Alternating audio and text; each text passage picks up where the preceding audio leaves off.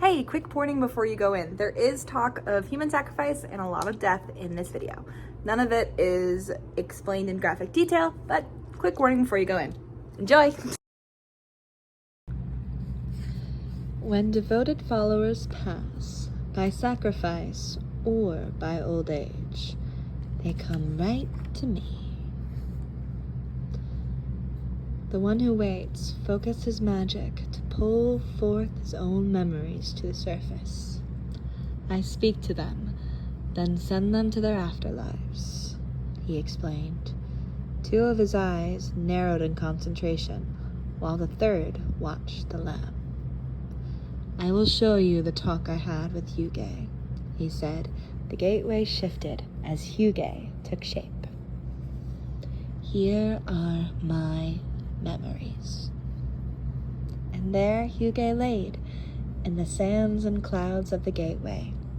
Camellia flowers had sprouted around him and cradled him in their growth. Huege slowly opened his eyes. He winced. Everything was so bright. What had happened? His body felt lighter.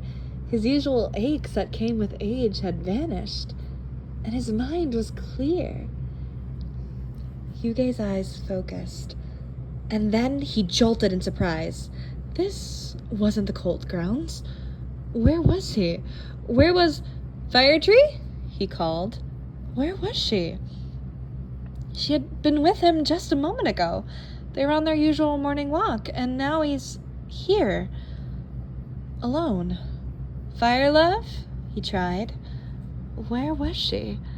He looked to his right. No. Then he checked his left. No? Tree? Huege called once more. Where are you? Be not afraid. Huege paused. Then he tilted his head up to see the new voice. Oh, my lamb, you're the one who waits! Huege gasped in amazement. He had heard whispers of this deity.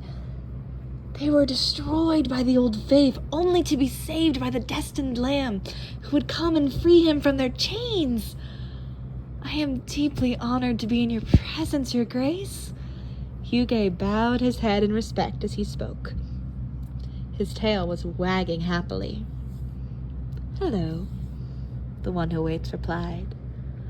Not many from the mortal realm remembered his name. The deity was pleased to find someone who did. Huege perked up even more at hearing the cat speak. Huege, you have been truly devoted to our faith. For that, I thank you. The one who waits nodded to Huege as he spoke.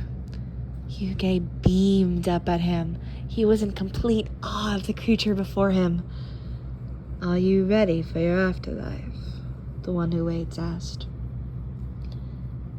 Huge's ears fell back. That's right. The one who waits was the Grim Reaper. His very domain was death. It was time for Huge's eternal rest? Next up, he wasn't quite sure, but he knew he'd never see Firetree again. He swallowed. Then he looked hopefully up at the one who waits. Almost, Master, Your Grace. Huege stumbled over his words. Could he ask this? Was he worthy enough? He had to try. May you check on my beloved? He asked. He held his paws together in prayer.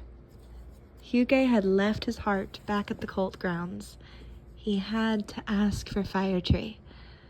Huge's words were cut off as something caught his gaze. He turned his head.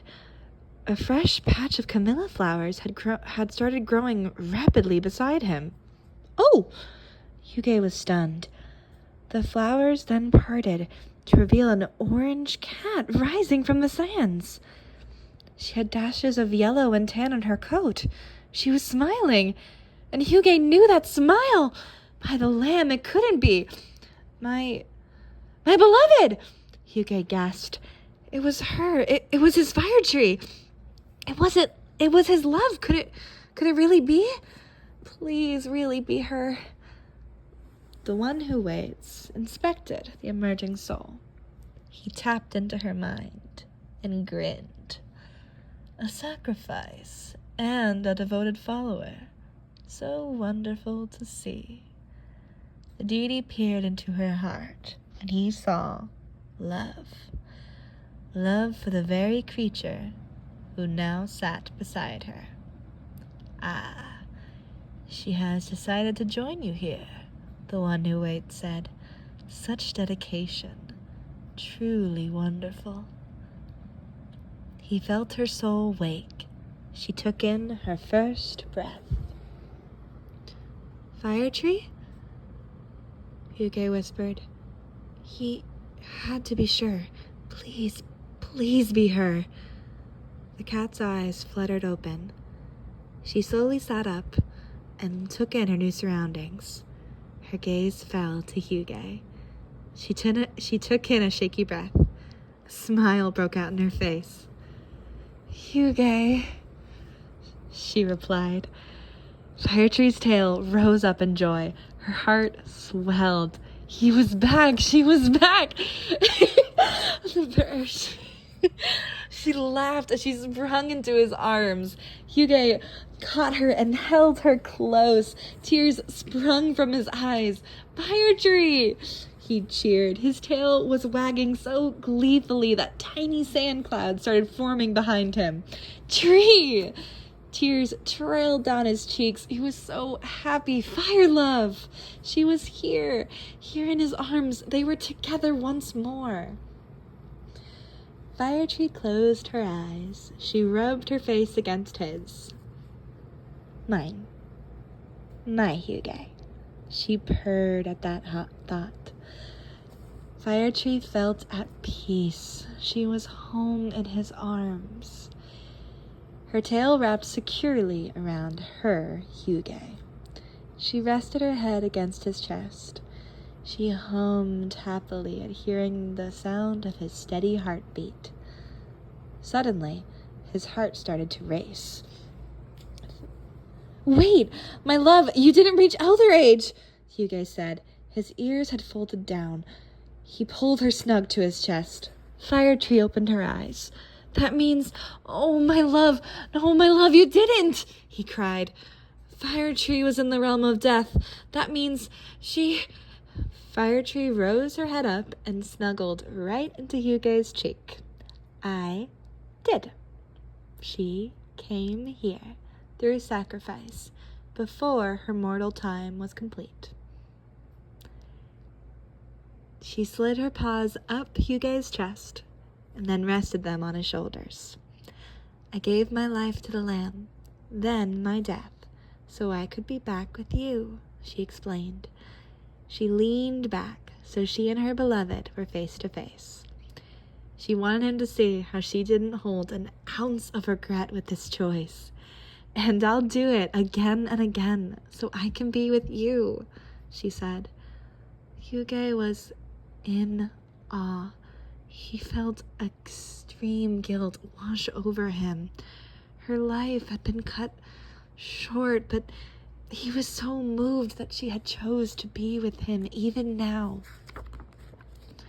I am staying with you, Huege, and that's that, Firetree declared. Her gaze left no room for argument. She was staying with him, and he with her. Yes, yes, Huege cried. He was crying again. He was overcome with joy. He leaned in, and Firetree met him halfway in a soft kiss. Finally, the lovers felt complete. A sharp hiss rattled through the realm. It drew Firetree out of the kiss, making Huege gasp. Firetree turned to face the creature who had hissed in such displeasure. Oh, hello, my lord, she greeted the one who waits. She beamed at being in his presence. The one who waits' skeletal tail flicked back and forth in annoyance. Refrain from such acts of affection while in the presence of your god and my servants, he hissed. Hells, could these two not wait until they had privacy? Alm and Ball both had wide eyes. What was happening? Firetree laughed. Oh, forgive me, my lord. I will resist from giving my love a kiss. Firetree agreed. She bowed her head in respect. She would refrain from kissing and giving more romantic acts to her love. However, she refused to stop holding him, and she would not leave his arms. Huege was watching Firetree with pure adoration in his eyes. How did he get so lucky to be loved by such an incredible creature? He was forever grateful to their leader for bringing them together. Firetree, the one who waits, said. His voice drew the lovers in. Firetree gasped. The Grim Reaper knew her name! Oh, my lamb, such an honor! The one who waits felt devotion radiating from the pair. He recalled her memories of the lamb. You taught the lamb to farm, he observed.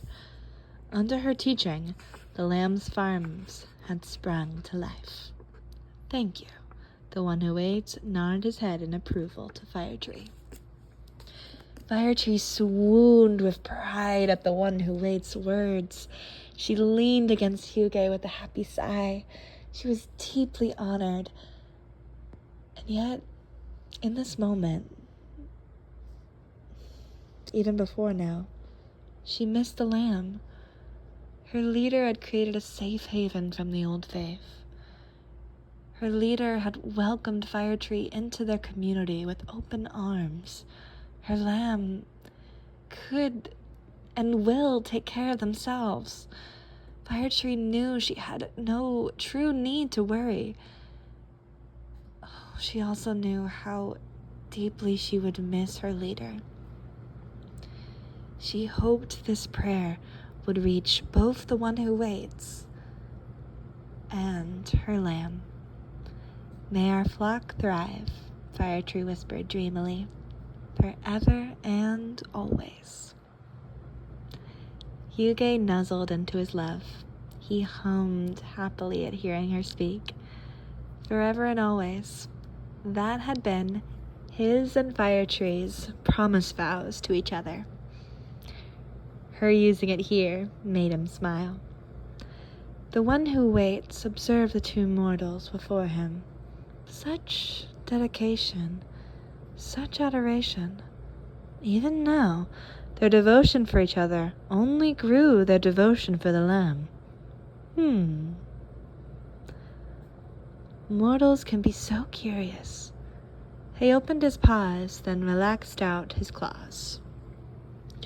Are you two prepared for your fates? He asked.